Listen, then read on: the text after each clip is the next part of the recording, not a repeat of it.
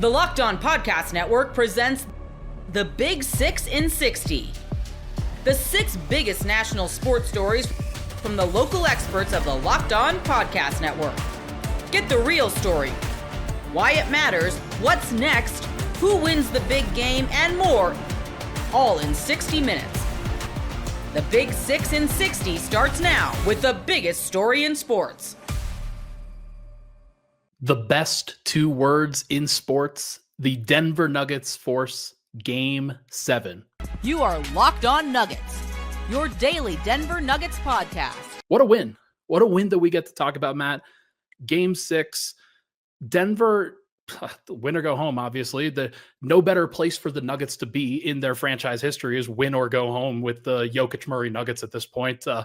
What's your takeaway from the energy and the vibe at Ball Arena? First out, shout out to Ball Arena, man.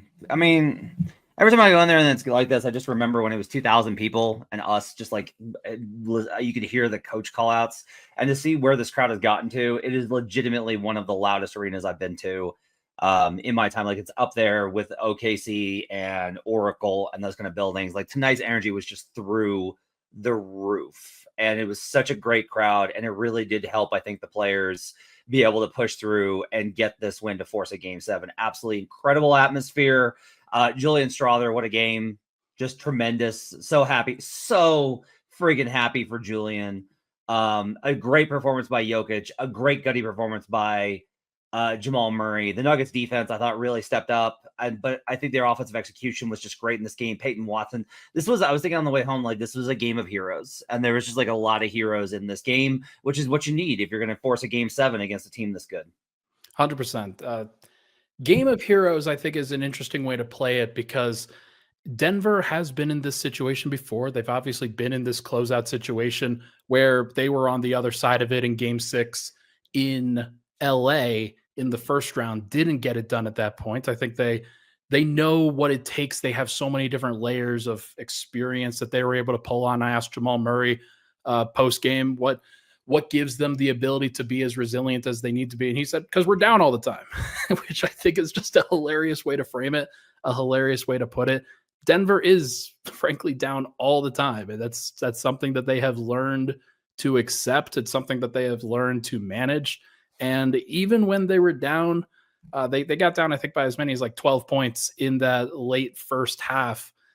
They immediately went back on a run, and there was a big moment where Shai Gilgeous-Alexander picked up his 4th foul, and the Nuggets immediately kind of flipped the script on this game. And then from then on, it just felt like Denver had the momentum and carried it through. They finished quarters really well. They finished each and every quarter, I thought, really well. They only had really one bad stretch, and that was that start of second quarter in the rust minutes and where they gave it up. But they finished the second quarter really well. They finished the third quarter really well, and they finished the fourth quarter really well. And those 3 finishes really, I thought, created enough separation to where OKC was kind of always trailing. Yoke talked about that post game about how this was the first game where it felt like we had a lead and we could hold it. Yeah. And that was, they made enough plays and did the things that they needed to in order to get the win. And so I thought that their composure was really good in this game. I thought their intensity was really good in this game. And they got the contributions from other guys. To me, I'm always ragging on John Corrales from Locked On Celtics over at Locked On NBA, which I do the show daily. Because John has said the words, "This was the best win of the season," like 18 times. And so we're always joking. We're like, John, they can't all be the best win of the season. This is the best win of the Nuggets season. It really was. You get the monster Joker game. He was terrific. Controlled the game on all levels. Jamal, you had a great game from Jamal, especially given how sick he was because he was fatigued. But he still hit a lot of really huge shots and made a lot of big plays. That layup at the end where he screamed, and then he screamed at the crowd. Did that. You got double-digit performances from Christian Brown and MPJ, so 2 other starters gave you double digits. And then you got the Julian Strawther game. And Peyton Watson, I thought, was tremendous tonight. So you got complete contributions from so many players against this team when your season's on the line. Yeah, Game 6 was the best win of the season. Huge stuff. We focus in. I want to focus in on Julian Strawther in the second segment, just like give him that full shine. Jokic to me looks like he's solved a lot of what OKC is about to bring at him. What they brought at him through games 2, 3, and 4. It certainly feels like game 5 was the dam breaking on Jokic's performance. And then game 6, I think, was just another microcosm of that. Another big stat for him in this one, one turnover for Jokic in a very important moment. Murray had 5. I thought he was a little sloppy with the ball, but it's completely understandable given the circumstances. But Jokic was tremendous throughout this game. And every single time they needed the ball to go to the right spot, he was delivering it there, whether it was him delivering the ball into the basket or it was him making the pass, whether to Julian Strawther or Christian Brown or Aaron Gordon or Michael Porter, whoever it needed to be, he was making the right play. And just this is why you can never count Denver out, because they have a guy who can do that and just unlock everything for the team. So you kind of mentioned some of that there about making the right play, but I kind of want you to dig in a little bit more. Like, what did you think Joker? How do you feel like Joker really shaped this game tonight? I thought so many times, they go to the post a lot with him, and OKC is tilting the floor so often. And whether it's the 14 shots for Jokic is so low just in comparison, but every single time he touched the ball, it was with a position and intent to make a play into the middle of the floor to score. The only time where he didn't really do that was when he turned baseline for a very important jump hook over Hartenstein. Sometimes you just need to get your stars in the middle of the floor, and SGA and the Thunder usually do that so well. And SGA was great tonight. But Jokic just so often earlier in this series, he was spinning baseline. They were drawing doubles to him. He was caught in no man's land under the basket, never in a really comfortable spot for him to shoot. I just thought that the way he maneuvered around the floor tonight, placing himself into positions where he could just get right to the front of the rim, super, super subtle, super, super important. Yeah, he was, he made some tough finishes. One of the things that I asked about post game was in the second quarter, Gordon and Watson drew a bunch of fouls, which meant that when Yoke got back in, he was able to attack them to get them into the bonus. And that's part of the reason how Jokic wound up with 12 free throws.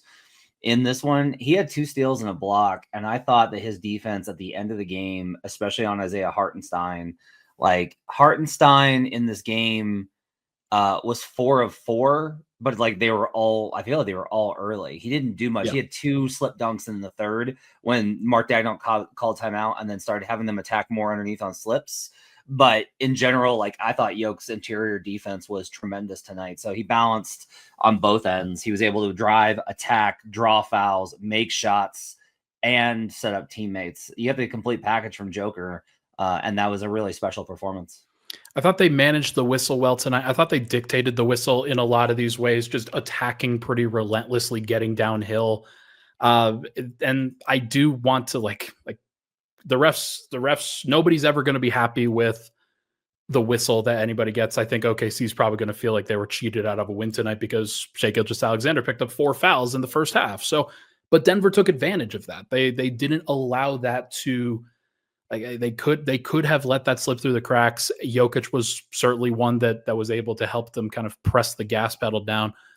Christian Brown deserves a major shout out to 23 points in this one. I think I saw a stat that the Nuggets, Jokic, Murray, and Brown were the first trio in NBA history since the 1966 Boston Celtics or maybe it was 86. It was one of those years to have just 20 points, 8 rebounds, and 5 assists each of them, which is insane. That's an insane stat, but also very complimentary to the effort that I think Christian Brown put in tonight. Yeah, CB was creating stuff off of the steals. He had 3 steals. He had 11 rebounds. I mean, he was battling in this one and really swooping in and helped make sure that they didn't get those second chance opportunities. So many of these possessions are just both teams are fighting so hard for rebounds. This has been a hard rebounding series. Yeah. And I think CB really helped in that regard tonight. There's nothing like the energy of a live game. Whether it's catching a last-minute Major League Baseball showdown or soaking up the excitement of an NBA matchup, Finding great seats at a great price, though, that used to be a challenge until I found Gametime. With last-minute deals, all-in pricing, and the lowest price guarantee, Gametime takes the guesswork out of buying tickets. Plus, ticket prices actually drop as the beginning of the game gets closer, so you can score amazing seats at a great price. Take the guesswork out of buying tickets with Gametime. Download the Gametime app, create an account, and use code LOCKEDON for $20 off your first purchase. Terms apply. Again, create an account and redeem code LOCKEDON for $20 off. Download Gametime today. What time is it? Gametime. The Oklahoma City Thunder did not do enough to win Game 6. You are Locked On Thunder, your daily Oklahoma City Thunder podcast. Part of the Locked On Podcast Network, your team every day. We're recapping Game 6 where the Thunder fell 119-107 to the Denver Nuggets here in Ball Arena, where they are cleaning up what could be the final game in Ball Arena, or could just be a temporary pause until the Western Conference Finals Game 1. That is to be determined on Sunday's Game 7 result between these two teams in the Paycom Center as Denver staves off elimination and extends this series to a do-or-die game for both teams in another spot that this Thunder team has not been in. You have Shea and Lou in the bubble, and you have Hartenstein in Game 7 against Indiana. That's the list of guys on this roster who have been in this moment come Sunday. And obviously the bubble's vastly different than what Sunday will actually be, especially the tone and tenors of those two rosters, where you're the favorite. You are the 68-win team versus some scrappy club that had 0.2% chance to make the playoffs and then did. With Denver, they've been through every war imaginable, including reaching the mountaintop of an NBA championship. So they have that going for them as well in this Game 7. And to this point in the series, everybody's done their job individually, right, as teams, where you look at Oklahoma City. They did their job to get a win in Game 2 after fumbling away Game 1. They split in Denver, and you saw Game 5 go their way, a pivotal swing game in the series to now have two chances to close out Denver. And Denver refused to go home. They were resilient tonight. They were the better team tonight. They protected home court, and now it's Game 7, which is where we predicted on this show this series would be. As everybody kept pounding into your head, Thunder in 5, I was the one dissenting voice, really, that was saying, no, guys. This is going to be a battle. This is going to be a war of attrition. This is going to be a real test for this Thunder team. And how are they going to handle that test? We just don't know. I picked Thunder in 7, and I'll say it for the sixth time now in these recap shows. There's no true reason to stray from that now that you've seen them get to a Game 7, but there are concerns that linger for Oklahoma City, as we will talk about over the course of the next few days to preview game number 7. As this is the only time in the series that these two teams will get off days in between games consecutively. So they'll have Friday off, they'll have Saturday off, and then they'll get to play on Sunday in an early tip. Comes at a great time for Denver, who's been running on fumes since the postseason began and had, Aaron Gordon tweak an injury during the play here in Game 6. So he'll have 2 days off to try to fight through that as Jamal Murray fought through a flu game in this one. Look, there's a lot to talk about from Game 6, which will mainly be spent on what the Thunder did wrong, how the Thunder can get better, what the Thunder can clean up. But Denver was just flat out the better team tonight. They were a plus 12 on the glass, and it felt like more. I mean, they really imposed their will on the boards. They only had 3 more turnovers than OKC, and I say only, not flippantly, as in the Thunder typically generate these high turnover games and don't turn the ball over themselves. Denver only turned the ball over 14 times, which is a lot, but when you put it into the context of the Thunder's defense, it's not as much as it could have been, as you've seen throughout this series even, and OKC gave it away 11 times themselves. Denver was the sharper team, the more focused team, the more poised team in this game. Denver shot 46% from the floor, just like OKC did, but the big swing was the free throw line and the three-point line. The shooting is key in this series. It was the biggest X factor in our series preview, and Denver shot 37% from 3 and made 84% of their free throws, and OKC was a porous 27% from 3 and made just 62% of what limited free throws that they generated. And that's not a complaint about the officials. The Thunder have not generated free throws all year, and we'll spend the entire offseason of how the Thunder have to get better at that. But the Thunder had 16 chances to make free points, and they only cashed in 10 free points. The Thunder made 11 three-pointers, and Denver made 12. And like those margins are key, especially when you have some turnovers, when you let Denver get on runs, and when you labor offensively overall. But Denver points in the paint went to OKC, 52-48.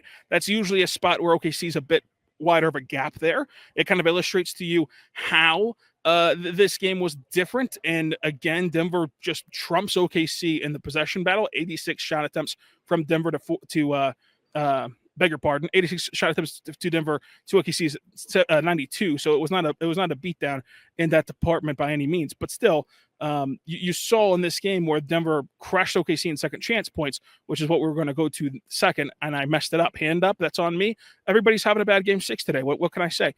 Fast break points was overwhelmingly towards OKC's direction, which is what you want to see from the Thunder, 20-13. Like, this was not as far away of a game from the Thunder as maybe it felt like, or as maybe the game flowed like. What I think was the biggest difference between these two teams was experience, poise, however you want to quantify this very thing, where OKC responds great to Denver's first punch out of the gate, where OKC's defense was not up to par.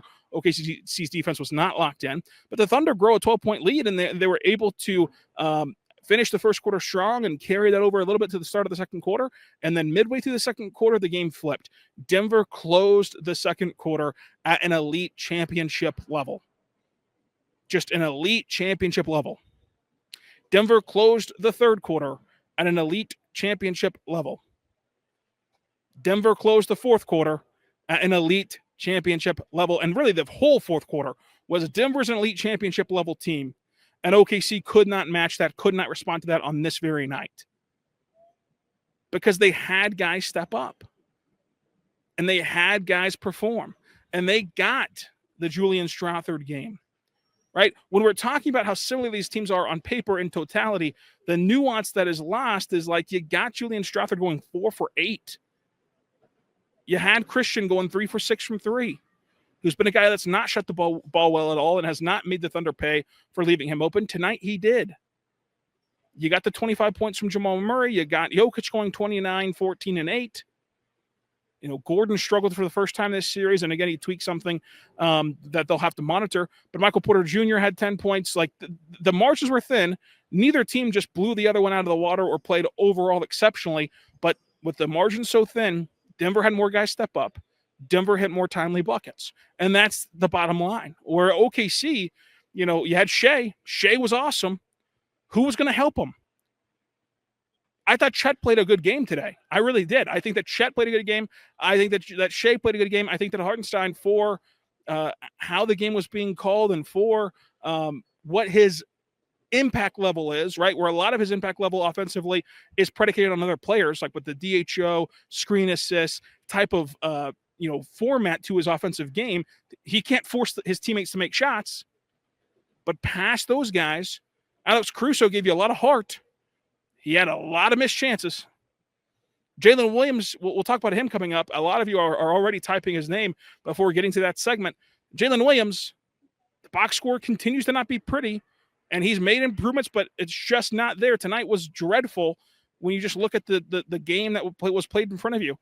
In a lot of ways. There were some ways where he was a positive, but in a lot of ways, it was dreadful, and he'd say so himself. 6 points on 16 shots. It's not great. 0 for 4 from 3, and you have to wonder what that wrist injury, if it's lingering or what's going on there.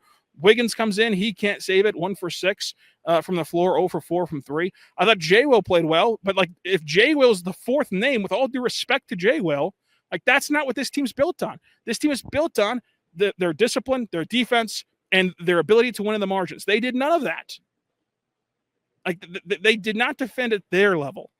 Did they defend at a passable level? Sure. But they did not defend at their level. They did not play with their physicality. And yes, like, the refs can control some of that physicality, but so can Oklahoma City. Like, a lot of the reason they got in foul trouble tonight was less to do with like the physicality by and large, and more to do with just giving away fouls, like giving away fouls in unnecessary spots. The first foul on Hartenstein was a 3-pointer for Jamal Murray. That is something that puts you behind the 8 ball. SGA, had Jokic's arm in an arm bar whenever Jokic is going for a layup. You got to just let him have the layup there. SGA had the tie up with Jokic at the free throw line. Like, whenever you already have 3 fouls, you've got to just get back and play. I know you want to make every play. You can't give away those fouls. So a lot of the reason the Thunder got in foul trouble tonight, Part of it was like the AC wrap-up of Jokic in the paint. They have not been calling that all series. Part of that was out of your control, but some of it was in your control. So it's like whenever you didn't defend, when you didn't make your shots, when you defend at your level, of course, when you didn't make your shots, period, at any level in this game, whenever you go out there and don't win those margins like the turnover battle and to make up for the lack of rebounds, or you don't bring your normal intensity on the glass that you've been able to keep these rebounding numbers closer, like of course you're going to lose, especially when Denver had guys step up and you did not. The fact that Jay Will is up on that list, it says a lot about him, that he made some great plays tonight. He had some opportunities tonight, but it also says a whole lot more about the rest of this roster tonight. And this is why Game 5 was so important, because you have a 2-game sample size and Denver had 1, right? If Denver would have had the inverse, and like they just couldn't make a shot tonight for whatever the reason, they'd be going home right now. If we were talking about Denver tonight, how we talked about Denver in Game 4, like they'd be going home right now. Oklahoma City has another 1-game sample size now to try to close out this series, and it's going to be at home. So the Thunder are going to have to regroup. They're going to have to get back in the saddle, so to say. But for the Thunder to win in 7, as we predicted, they were always going to have to lose 3 games. And this is going to be a huge one. I mean, this is going to be the biggest game of these guys' careers. Every single one of them, except for Alex Caruso because he's won a championship. Everyone else, biggest game of your career, because you're a 68-win team. You're supposed to be in the West Finals. You're supposed to be the title favorite. You're supposed to be this dominant team. You got to go prove it, because you haven't proven it in a lot of these games this series. You've got to go prove it in a Game 7. It is done. The Carolina Hurricanes are going to the Eastern Conference Final. Your Locked On Hurricanes, your daily podcast on the Carolina Hurricanes. The Hurricanes Thursday night going into Game 5. This was a big one because the Capitals so far at home were 4-1. The only other time they've lost was to the Hurricanes in Game 1. And the Hurricanes had the opportunity to, once again, like they did in round 1, finish this series in 5 games, this time on the road.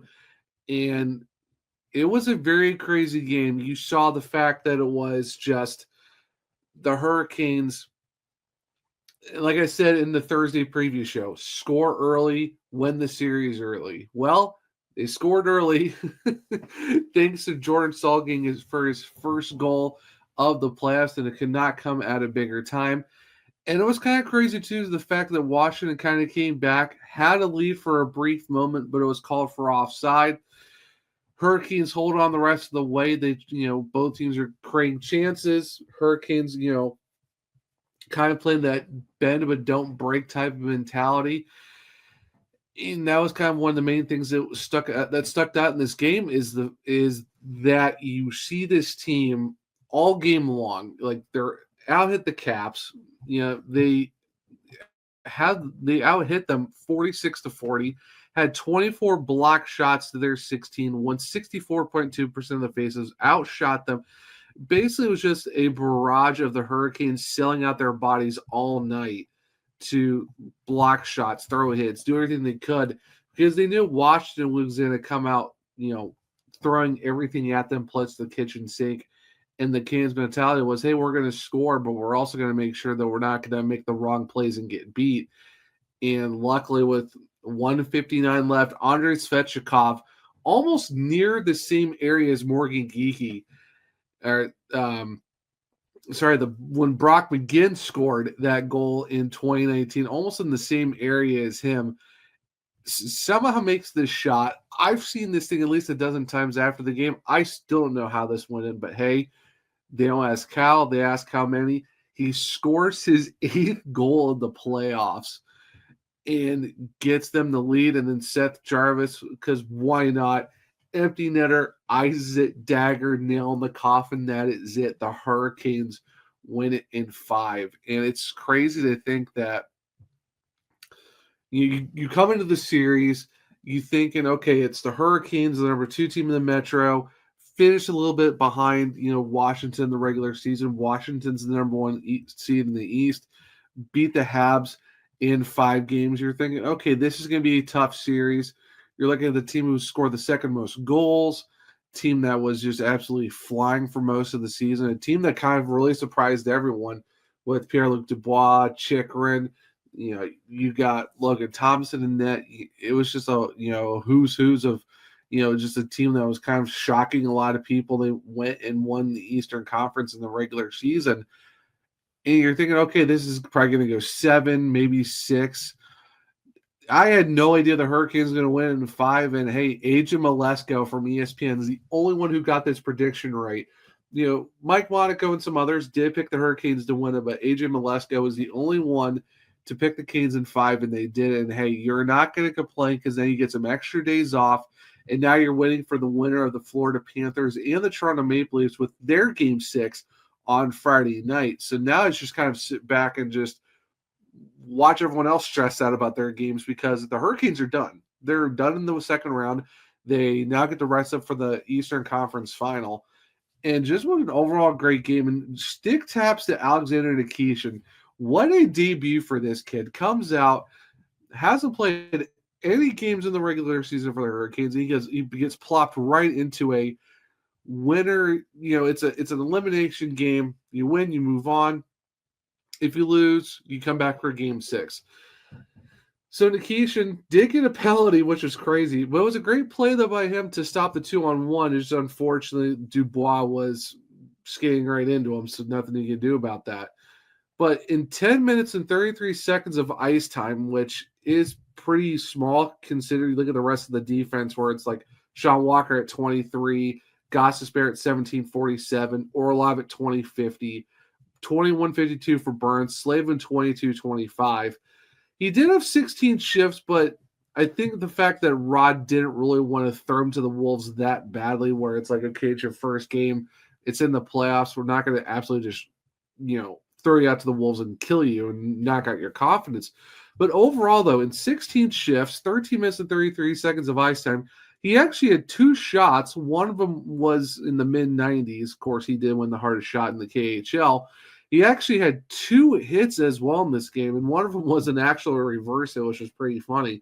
But not a bad overall debut for him because Jalen Chatfield did miss with undisclosed injury.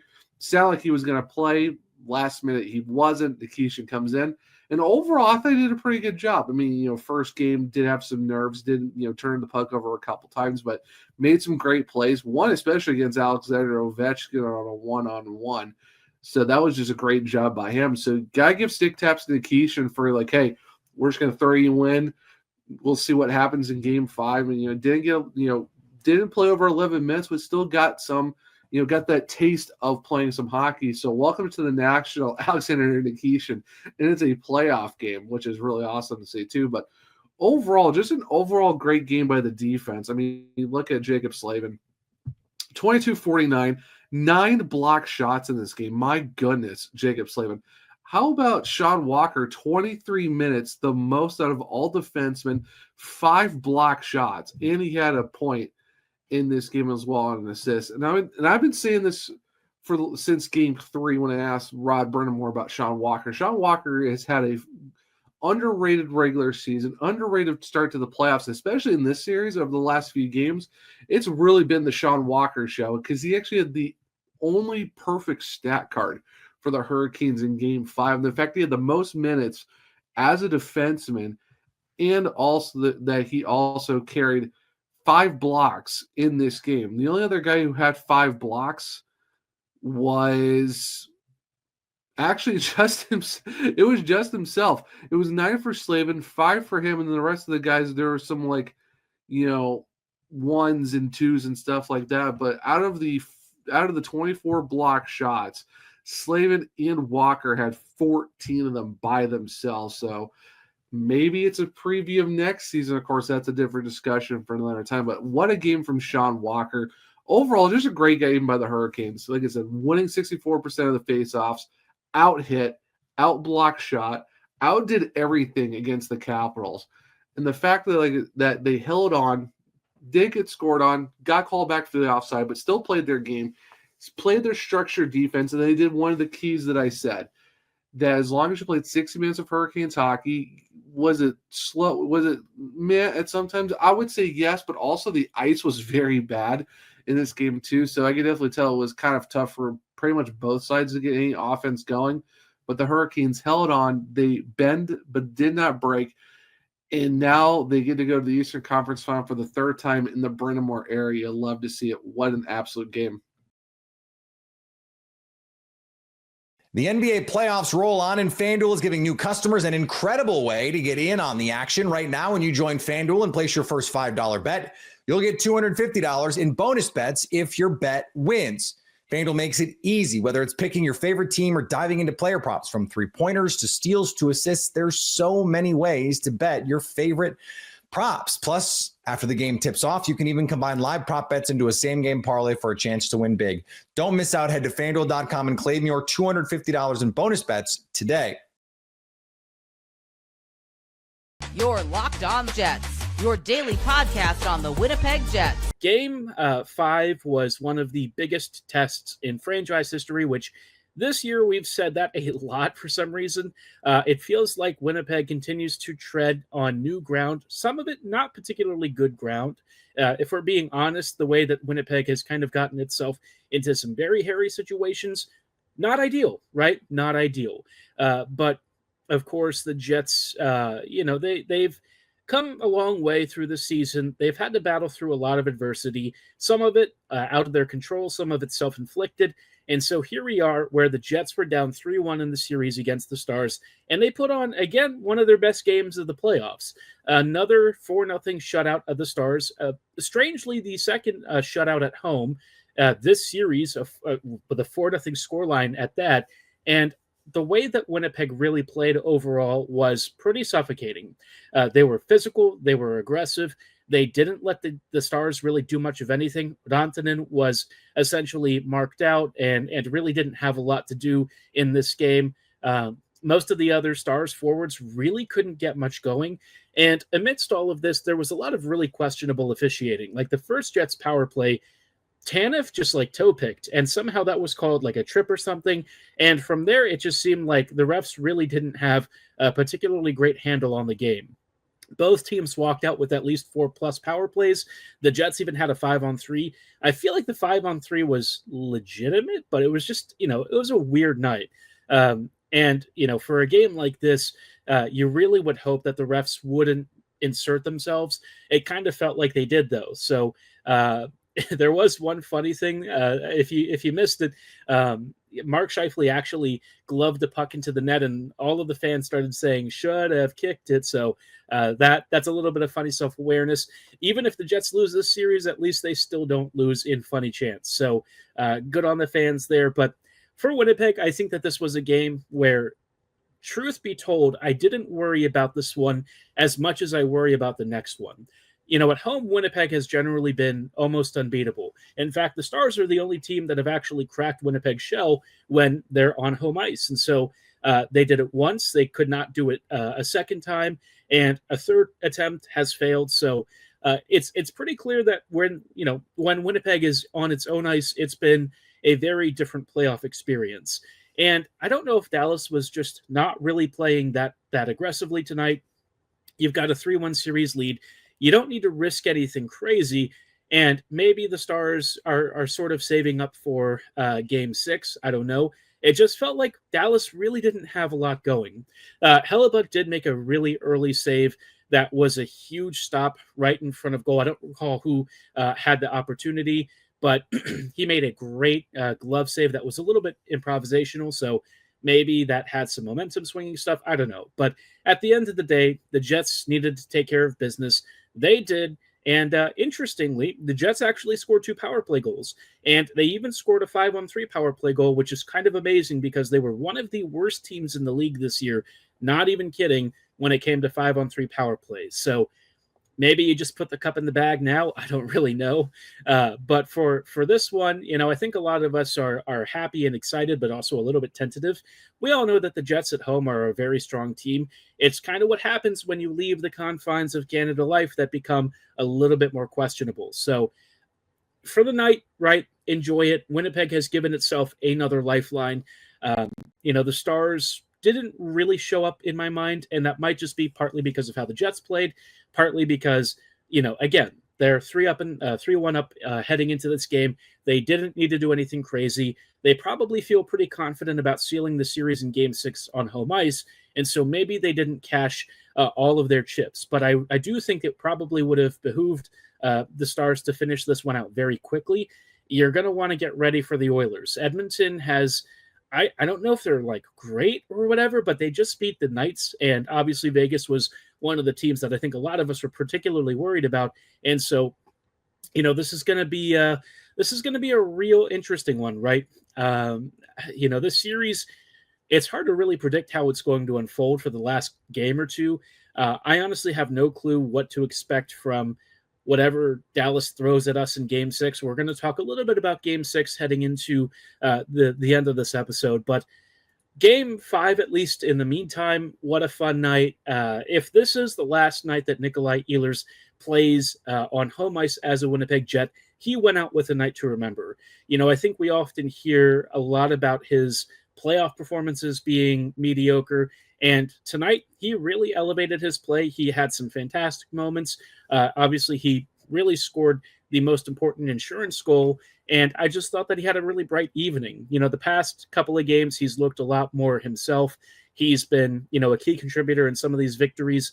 And, I just think we're all going to really miss him. I know a lot of folks think he's soft and have a lot of reservations about his game, but I promise you, when you see his absence and his lack of skating and stuff, and the transition ability that he brings, his creativity and spark, it's going to be a lot more noticeable with this team. We already see the Jets, as they are, sometimes struggle to create offense. Not tonight, but in other games, it's been a bit of a glaring issue. And if you lose Ehlers, it's going to be really hard to replace him. So for as long as we still have Nick, treasure him. He's a great player. It's going to be tough if he does leave. I'm hoping that they find a way to bring him back and that he signs an extension. I just think that the Jets don't have anyone that can really replace him. So, yeah, big game from him. Also, quietly, Hellebuck having a really big game himself. Hellebuck on home ice doesn't really seem to have the same issues as Hellebuck on the road. So I don't know if I want to say that he's fixed, because we all know that the moment he leaves Canada Life Center, things have usually collapsed and spiraled. It did not in Game 3, although I will say Game 4. The first 2 goals against were not great. Game 3, obviously, he did collapse a little bit. Game 4, he didn't really give up a ton, but the first 2 goals that he gave up were pretty squeaky to Gronlund. So this one, tonight he shut everyone down. He was pretty great, and I think the Jets as a whole just really controlled the game basically from start to finish. I don't know what to make of that in terms of potential impacts for Game 6, but if there's one thing that's probably been true for the Jets, it's that the way that they arrange themselves and how they do it really relies on Winnipeg having the last change advantage, right? Or late change advantage. If you've got that, Winnipeg has usually been able to get the line matchups that they want. When they go on the road, they don't control that. So that's going to be a really big thing. We'll have to see how the Jets come out of this, but it's going to be a fascinating end to the series. If nothing else, the guys have fought back, and I think that's the main thing that we were asking for. So can they do it for 2 more times? We're going to find out. We're going to have to start with just one for now, but we'll see how that goes this coming weekend, right? There's nothing like the energy of a live game. Whether it's catching a last-minute Major League Baseball showdown or soaking up the excitement of an NBA matchup, finding great seats at a great price, though, that used to be a challenge until I found Gametime. With last-minute deals, all-in pricing, and the lowest price guarantee, Gametime takes the guesswork out of buying tickets. Plus, ticket prices actually drop as the beginning of the game gets closer, so you can score amazing seats at a great price. Take the guesswork out of buying tickets with Gametime. Download the Gametime app, create an account, and use code LOCKEDON for $20 off your first purchase. Terms apply. Again, create an account and redeem code LOCKEDON for $20 off. Download Gametime today. What time is it? Gametime.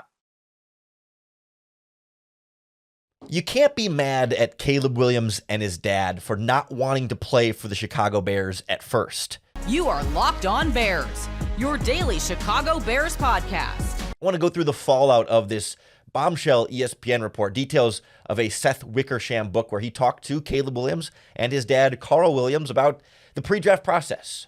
Didn't want to be picked by the Chicago Bears, wanted to be a Minnesota Viking instead. A lot of controversy surrounding this, but I think we're getting some of the wrong takeaways from this. That I think Caleb Williams and his dad were right about pretty much everything that they wanted. They didn't get everything that they wanted, but I think they were justified in feeling a lot of the ways that they did. And to me, this is a story more about like how grateful we should be that things didn't go differently. As bad as the actual season went for Caleb Williams, it could have gotten a lot worse a lot sooner. And I think Bears fans can be left feeling like, hey, this is headed in a much better direction than it could have been. So we'll take a look at where some of the blame belongs here and how things potentially could have gone worse and where things then lie moving forward. Because that's my big takeaway, is that Caleb Williams is right about this. And as much as you might not want that to be true, it is true. Like, yes, he and his dad thought the Bears were not a good place for a quarterback to go. That has been correct, at least in my entire lifetime and for some time before that. This has not been an organization with the kind of infrastructure to develop a quarterback.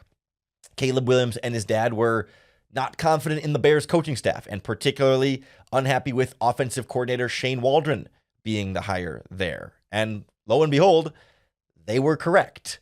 And Caleb Williams and his dad were upset about the rookie wage scale and thought his son deserved to be paid more money. Like, I think that's also true, even though maybe you want him to just suck it up and play by the rules. I don't think they were unjust in wanting so many of the things that they wanted. Like, yes, a quarterback should have preferred Kevin O'Connell as an offensive coach to Matt Eberflus and Shane Waldron. So it just feels to me like there's a certain level of like they were right, and I can't be mad about it.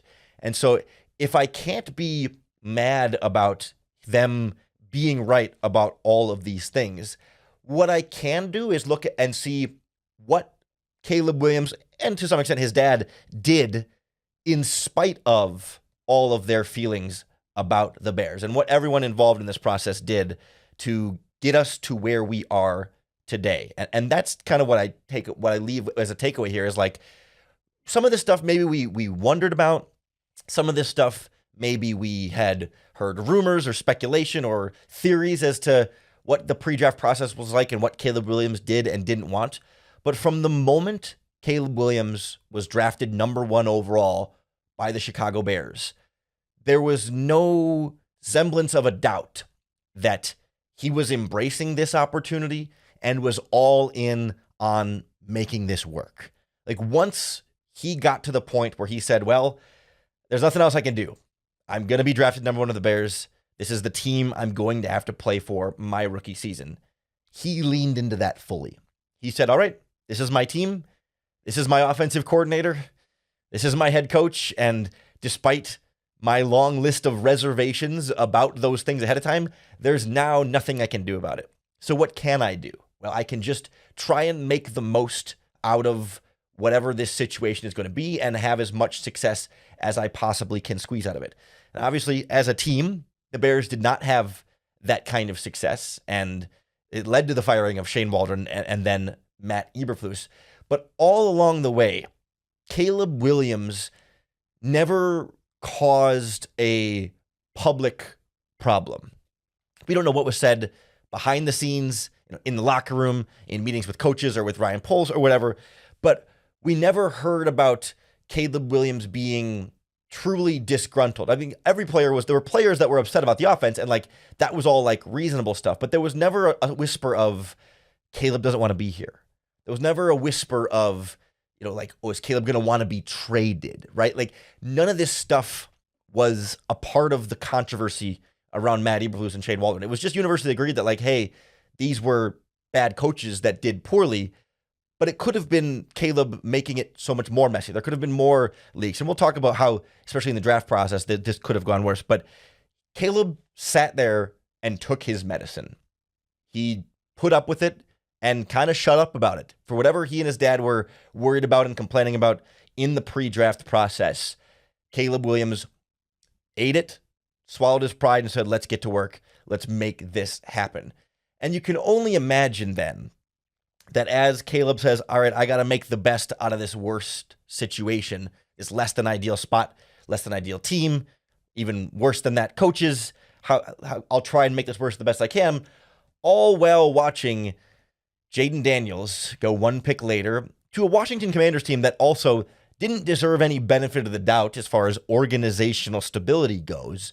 I don't think Jaden Daniels was drafted to Washington and everyone said, wow, this is clearly going to be this home run fit right out of the draft.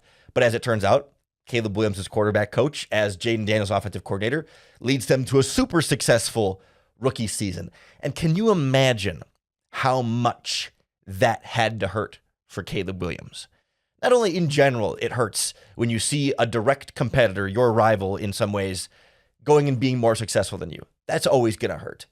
But especially when you know deep down inside that you were put in a position that you didn't want to be put at and that you knew would hold you back from being able to be as successful as that other person, right? It's not like Caleb Williams could come to Chicago, give it his best shot, and you know what? Jaden Daniels was still just better. And sometimes you have to chalk it up and say, you know what?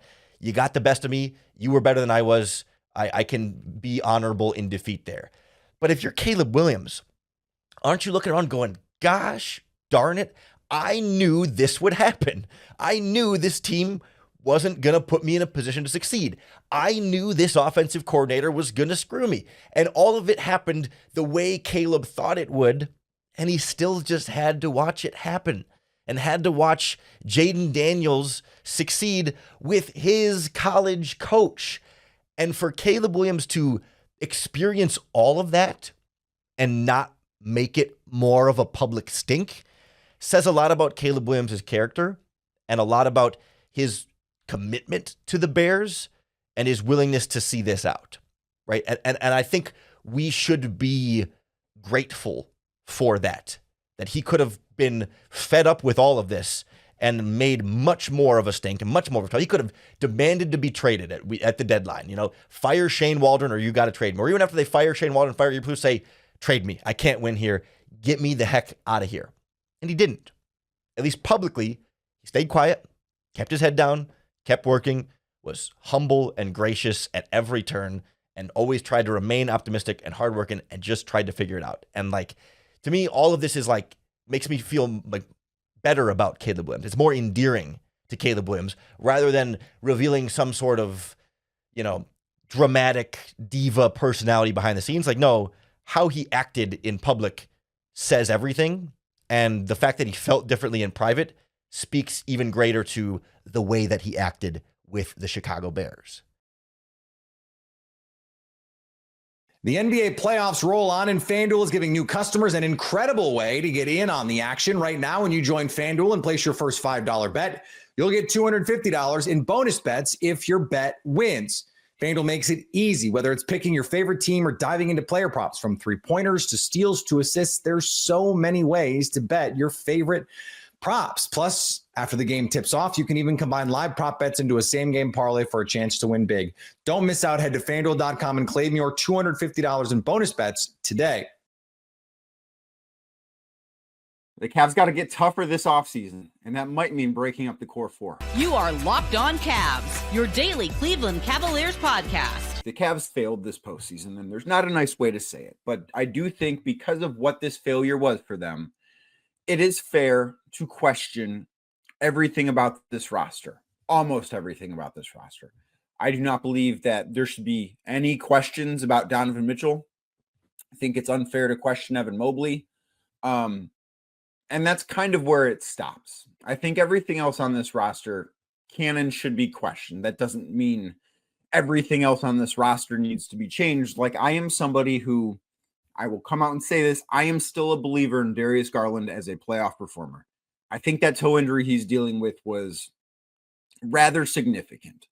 I do not think that this Pacers series is something that when you look at his performance and you look at the future of the Cavs, I don't think that you look at this series and say, that guy's not a winner. I don't think you do that with him. He still needs to prove that he is those things, but I don't think that you just dismiss him because he was injured during this series. But I think it's fair to ask questions about everybody other than the two guys I mentioned. And that leads to kind of, I think, the question that is going to shape this offseason. and one that I'm sure between now and the middle of July, we will be talking about a lot on this show. And it's one that we talked about a little bit last year, right when I first started here on Locked On Cavs, and whether or not the core four should move forward. Last year when Kobe Altman spoke at his end of season availability, he talked about keeping the core four together. I didn't believe him. I rolled my eyes. I thought, there's no way he's doing that. He's saying that to protect trade value potentially for Jared Allen or Darius Garland, because Donovan Mitchell was not getting traded, and Evan Mobley, of course, was not getting traded. So when we talk about potentially breaking up the core four, we're talking about Jared Allen and Darius Garland, because the other two guys are not going to get dealt. I think those are the two untouchables on the Cavs roster. But the way I look at this is, well, what needs to change about the Cavs? It's clear this was not good enough. The Cavs don't think it was good enough. Nobody should think this was good enough. And I don't think to give, proper credit, I don't think anyone thinks this is good enough. I don't think anyone is happy with the way that this year turned out for the Cavs ultimately, because it is a year that was always going to be judged on postseason success. Mostly next year, that's going to get ratcheted up tenfold. But can the core four deliver a championship? I think that is the question that Kobe Altman needs to be asking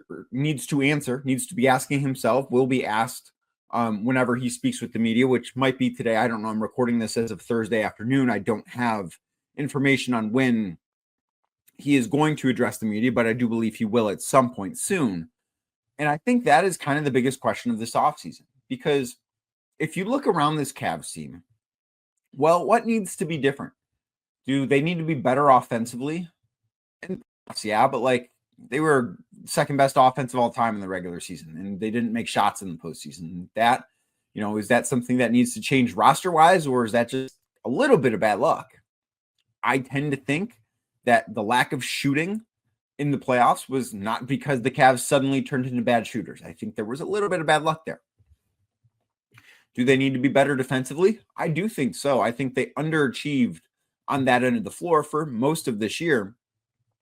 But that is something that, how much does the roster need to change as far as that goes? Because you look at this roster on paper, sure, Darius Garland's not a good defender. I thought Donovan Mitchell this year was an average defender, which is pretty good for him. Evan Mobley, Defensive Player of the Year. Max Strus is good. Dean Wade is good. DeAndre Hunter is good. Isaac Okoro is good. Jared Allen is very good. I can just name a lot of really good defenders, and they still underachieved on that end of the floor.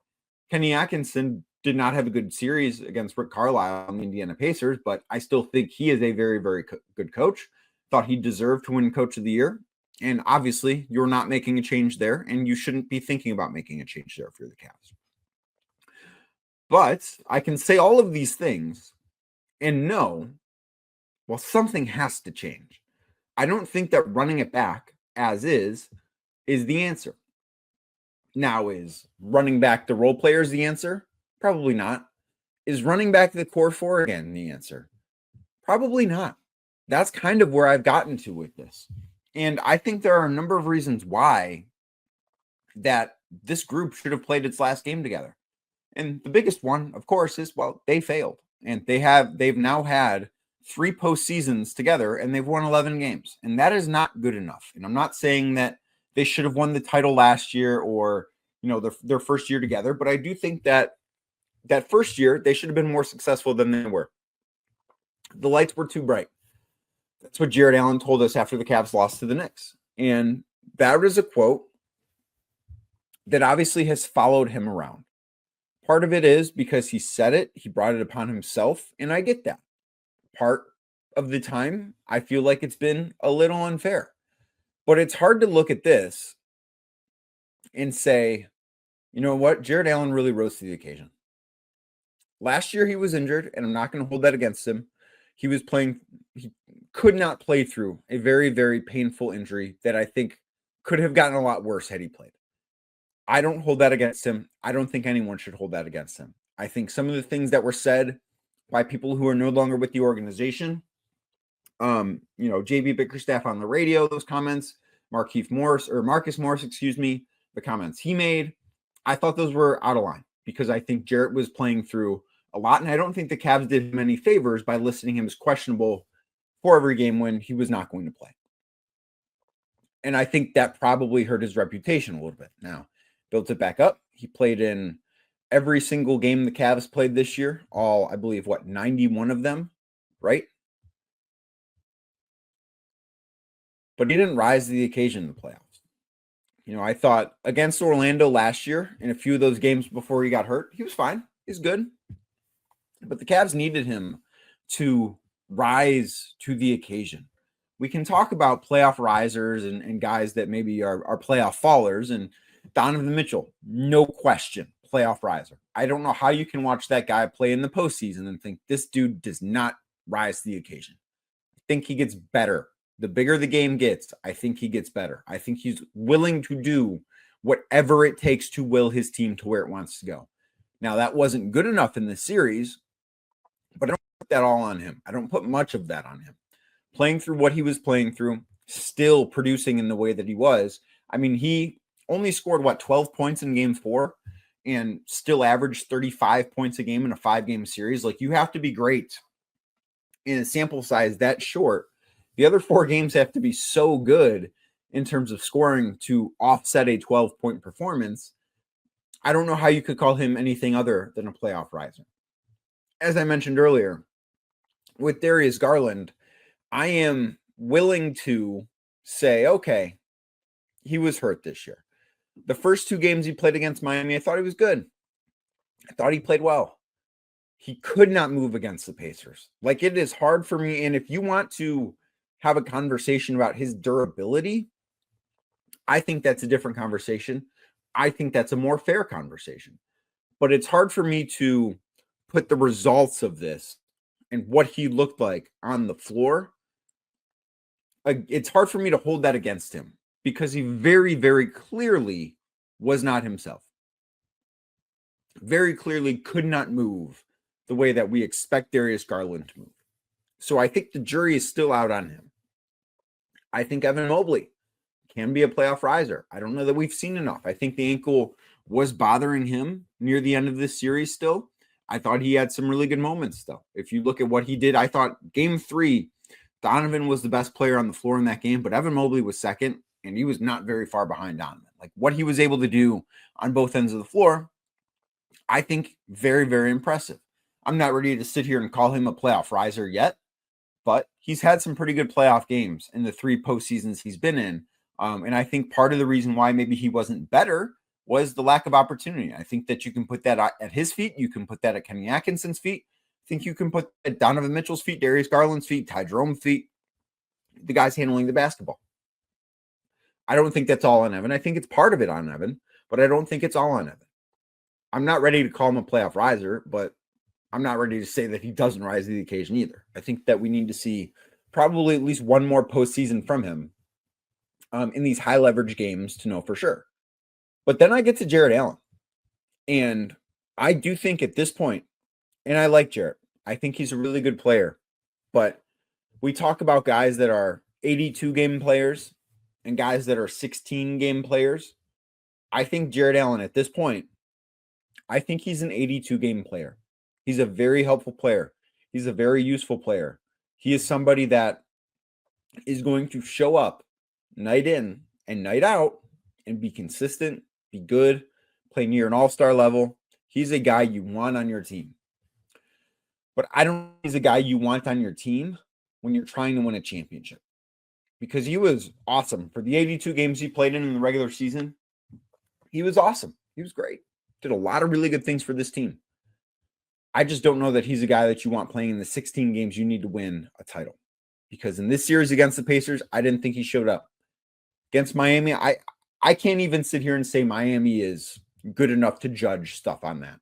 Like, and I know what I said about Darius Garland's first 2 games, but I don't know that I can sit here and say, yeah, the stuff they did against Miami was really good. That should be encouraging. No, like Miami was 37-45. They should not have been anywhere near the postseason. The Cavs faced a team that should have been picking like 9th in the draft. And that stuff, I think, just has to matter in this conversation. I think that the Cavs this offseason, they need to take a deep look internally. And this is more of a front office thing, not necessarily a player's thing. But I think internally, they needed to take a look. Who's a playoff riser and who's not? And I think the answer to that question tells you who should be back from the core four.